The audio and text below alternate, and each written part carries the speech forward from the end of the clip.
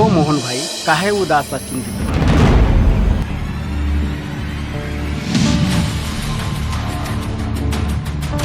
अरे बाप रे, कौन सा आंधी तूफान भूकंप?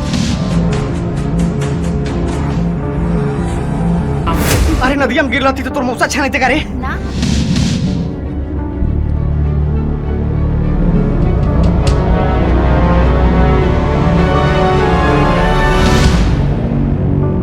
जानता नहीं प्रिया तरह से टूट के प्यार करेगी।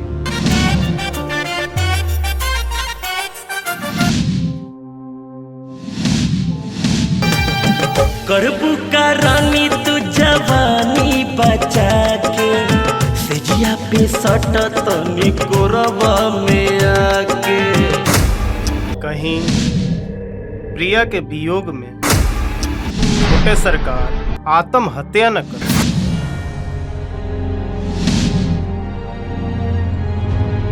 चुनीलाल जी अगर मुंह खोला तनी तो शुभ शुभ बोली।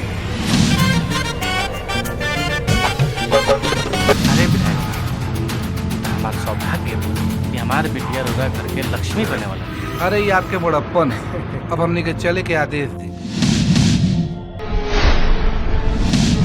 अरे हमरे हाथ के लकीर में हमार प्रिया नहीं के।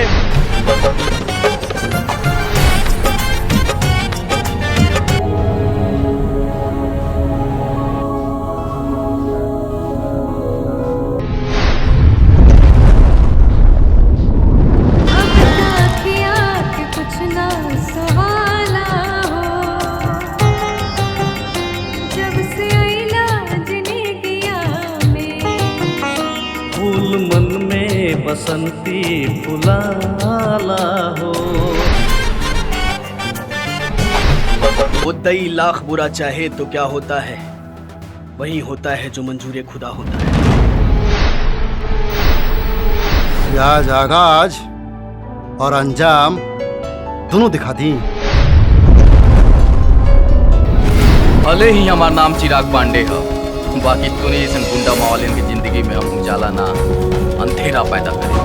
बाप के तना यहाँ हमारा भाई के राज चलेगा। परीक्षा तो बहुत बढ़िया गई बा, अब की परी फर्स्ट डिवीजन से पास होके दिखाए।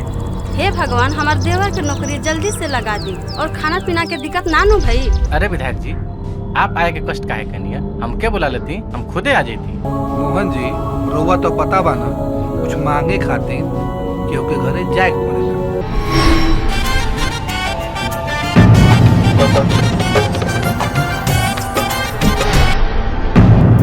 कौन सुअर के बच्चा के इतना औकात हो गई जो विधायक की इज्जत पे हाथ डाला था? नाम बताओ के।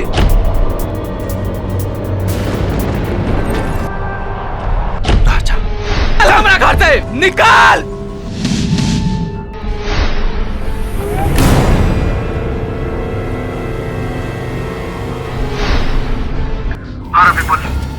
ओके ना विधायक के आदमी तेरा भाई के, प्रिया के बाबूजी के और तेरा भाभियों के टांग के ले गए।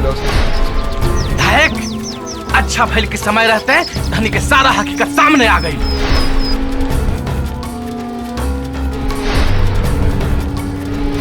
हमारा बेटी के ब्याह धनी के घर में हुई तो जिंदगी भर हम खून के आंसू रोए। राजा के हाथ तोरा हाथ में सौंप देता, ख्याल रखिए राजा।